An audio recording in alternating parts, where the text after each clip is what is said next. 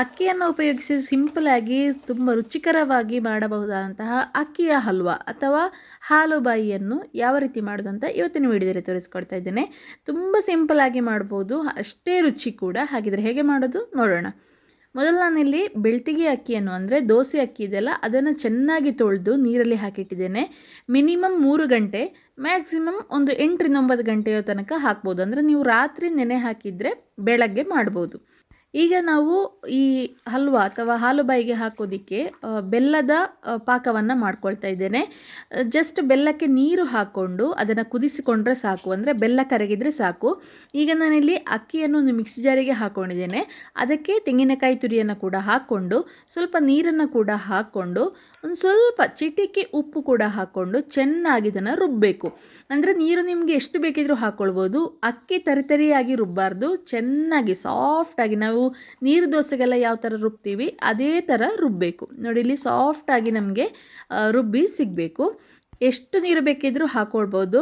ಹಾಗೆ ನೀವು ನೀರು ಜಾಸ್ತಿ ಆಯಿತು ಅಂತ ಏನು ಟೆನ್ಷನ್ ಮಾಡಬೇಕಾದ ಅಗತ್ಯ ಇಲ್ಲ. ನಾವಿದನ್ನು ಹೇಗೂ ಕೂಡ ಹಲ್ವಾ ಮಾಡ್ತೀವಲ್ಲ ಆವಾಗ ಈ ನೀರು ಎಷ್ಟು ಇದ್ದರೂ ಕೂಡ ಅದು ಹೋಗುತ್ತೆ.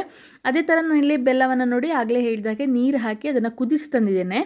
ಈಗ ನಾನು ಒಂದು ದೊಡ್ಡ ಕಡಾಯಿಯನ್ನು ತಗೊಂಡು ಇದಕ್ಕೀಗ ಒಂದು ಸ್ವಲ್ಪ ತುಪ್ಪವನ್ನು ಹಾಕ್ಕೊಂಡು ಈಗ ನಾನು ರುಬ್ಬಿಟ್ಟಂತಹ ಅಕ್ಕಿ ಮಿಕ್ಸರ್ ಇದೆಯಲ್ಲ ಅದನ್ನು ಹಾಕ್ಕೊಳ್ತಾ ಇದ್ದೇನೆ. ಹಾಗೆ ಆ ಜಾರಿಗೆ ನೀರನ್ನು ಕೂಡ ಹಾಕ್ಕೊಳ್ತಾ ಇದ್ದೇನೆ.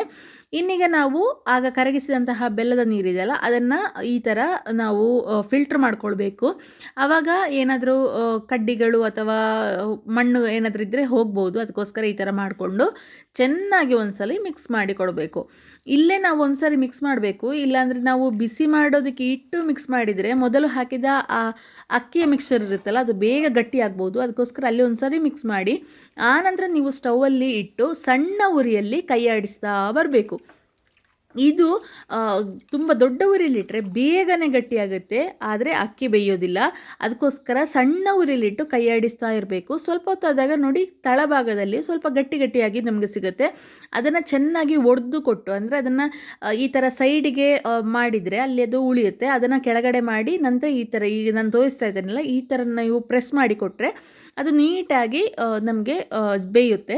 ಹಾಗೆ ನಿಮಗೆ ಸ್ವಲ್ಪ ಗಟ್ಟಿಯಾಗ್ತಾ ಬಂದಾಗೆ ಪುನಃ ತುಪ್ಪವನ್ನು ಹಾಕ್ಕೊಂಡು ಈ ಥರ ನೀವು ಮಿಕ್ಸ್ ಮಾಡ್ಕೊಳ್ಬೇಕು. ಎಲ್ಲಿ ಗಟ್ಟಿಯಾಗುತ್ತೆ ಅಲ್ಲಿ ನೀವು ಸ್ವಲ್ಪ ತುಪ್ಪವನ್ನು ಹಾಕ್ಕೊಂಡು ಈ ಥರ ನೀವು ಮಾಡಬೇಕು. ಸ್ವಲ್ಪ ಹೊತ್ತಾದಾಗ ಈ ಥರ ನಿಮಗೆ ಗಟ್ಟಿಯಾಗೋದಕ್ಕೆ ಸ್ಟಾರ್ಟ್ ಆಗುತ್ತೆ. ಈಗ ನೋಡಿ ಎಲ್ಲ ಗಟ್ಟಿಯಾಗಿದೆ. ಅಷ್ಟರಲ್ಲಿ ನಾನು ಸ್ವಲ್ಪ ಏಲಕ್ಕಿ ಪೌಡರನ್ನು ಹಾಕ್ಕೊಂಡು ಪುನಃ ಇದನ್ನು ಈ ಥರ ಮಿಕ್ಸ್ ಮಾಡಿ ಕೊಡ್ತಾ ಇದ್ದೇನೆ. ಇದೆಲ್ಲ ಕೂಡ ಸಣ್ಣ ಉರಿಯಲ್ಲೇ ಮಾಡಬೇಕು, ತುಂಬ ದೊಡ್ಡ ಉರಿ ಮಾಡಿಕೊಳ್ಬೇಡಿ, ಅಕ್ಕಿ ಬೇಯೋಲ್ಲ. ಈಗ ಪುನಃ ತುಪ್ಪವನ್ನು ಸ್ವಲ್ಪ ಹಾಕ್ಕೊಂಡು ಪುನಃ ಮಿಕ್ಸ್ ಮಾಡ್ಕೊಳ್ತಾ ಇದ್ದೇನೆ. ತುಪ್ಪ ಹಾಕ್ಕೊಂಡ ಕೂಡಲೇ ನಿಮಗೆ ಈಸಿ ಆಗುತ್ತೆ ಇದನ್ನು ಮಿಕ್ಸ್ ಮಾಡೋದು. ನೀವಿದನ್ನು ಎಷ್ಟು ಚೆನ್ನಾಗಿ ಕೈ ಆಡಿಸ್ತೀರೋ ಅದೇ ರೀತಿ ನಿಮಗೆ ರುಚಿ ಕೂಡ ಜಾಸ್ತಿ ಆಗುತ್ತೆ. ಇಲ್ಲಿ ನೋಡಿ ಈಗ ತಳ ಬಿಟ್ಟು ಬರ್ತಾ ಇದೆ, ಒಂದು ದೊಡ್ಡ ಮುದ್ದೆ ಹಾಗೆ ನಮಗೆ ಇಲ್ಲಿ ಸಿಗ್ತಾ ಇದೆ. ಈ ನಾವು ಹಲ್ವಾ ಎಲ್ಲ ಮಾಡುವಾಗ ಕನ್ಸಿಸ್ಟೆನ್ಸಿ ಹೇಗೆ ನೋಡೋದಂದರೆ ಈ ತಳ ಬಿಟ್ಟು ಬರಬೇಕು. ಅದೇ ರೀತಿ ಎಲ್ಲವೂ ಕೂಡ ಸೇರಿ ಒಂದು ಮುದ್ದೆ ಥರ ನಮಗೆ ಸಿಗಬೇಕು. ಆ ಟೆಕ್ಸ್ಚರ್ ಬಂದರೆ ಹಲ್ವಾ ರೆಡಿ ಆಯಿತು ಅಂತ ಅರ್ಥ.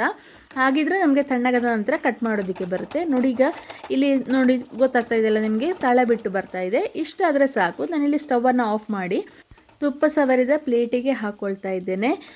ನೀವು ಯಾವುದೇ ಪ್ಲೇಟನ್ನು ಬೇಕಿದ್ರೂ ಉಪಯೋಗಿಸ್ಬೋದು. ಅಂದರೆ ಈಗ ಸರ್ಕಲ್ ಆಗಿರಲಿ, ಎಲ್ಲ ಸ್ಕ್ವೇರ್ ಶೇಪ್ ಆಗಿರಲಿ, ಇಲ್ಲ ಬಟ್ಟಲು ಬೇಕಿದ್ರೂ ಉಪಯೋಗಿಸ್ಬೋದು ನಿಮಗೆ. ನಾನಿಲ್ಲಿ ಸ್ಕ್ವೇರ್ ಪ್ಲೇಟ್ ಇರೋ ಕಾರಣ ತುಪ್ಪವನ್ನು ಫುಲ್ ಎಲ್ಲ ಕಡೆ ಸ್ಪ್ರೆಡ್ ಮಾಡಿ ಆನಂತರ ಅದರ ಮೇಲ್ಗಡೆಯಿಂದ ಈಗ ನಾವು ತಯಾರಿಸಿದಂತಹ ಹಲ್ವನ್ನು ಹಾಕ್ಕೊಂಡು ಒಂದು ಸ್ಪೂನ್ನ ಹಿಂಬದಿಗೆ ತುಪ್ಪವನ್ನು ಹಾಕ್ಕೊಂಡು ಈ ಥರ ಸ್ಪ್ರೆಡ್ ಮಾಡಿ ಕೊಡ್ತಾ ಇದ್ದೇನೆ. ಮತ್ತು ಚೆನ್ನಾಗಿ ಅದನ್ನು ಲೆವೆಲ್ ಮಾಡಿ ಕೊಡಬೇಕು. ಹಾಗಿದ್ರೆ ನಮಗೆ ನೀಟಾಗಿ ಕಟ್ ಮಾಡೋದಕ್ಕೆ ಬರುತ್ತೆ. ಅದೇ ರೀತಿ ನೋಡೋದಕ್ಕೆ ಒಂದು ಚೆನ್ನಾಗಿರುತ್ತೆ, ಮೇಲ್ಗಡೆ ಫುಲ್ ಸಾಫ್ಟಾಗಿ ಚೆನ್ನಾಗಿರುತ್ತೆ ನೋಡೋದಕ್ಕೆ. ಅದಕ್ಕೋಸ್ಕರ ಈ ಥರ ಮಾಡಿ ಕಂಪ್ಲೀಟಾಗಿ ತಣ್ಣಗಾದ ನಂತರ ಈ ಥರ ನೀವು ಬೇಕಾದ ಶೇಪಿಗೆ ಅದನ್ನು ಕಟ್ ಮಾಡಿಕೊಂಡು ಒಂದು ಪಾತ್ರೆಯಲ್ಲಿ ಇದನ್ನು ತೆಗೆದಿಟ್ಬೋದು. ಇದು ತುಂಬ ದಿನ ಏನು ಬರಲ್ಲ, ಒಂದು ದಿನ ಅಥವಾ 1.5 ದಿನ ಅಷ್ಟೇ ಬರುತ್ತೆ ಅಷ್ಟೇ. ಇದು ಹೆಚ್ಚು ದಿನ ಇದನ್ನು ಇಡೋ ಹಾಗಿಲ್ಲ, ಇದು ಕೆಟ್ಟು ಹೋಗುತ್ತೆ. ನೋಡಿ ಎಷ್ಟು ಸಾಫ್ಟಾಗಿ ಬಂದಿದೆ ಅಂತ.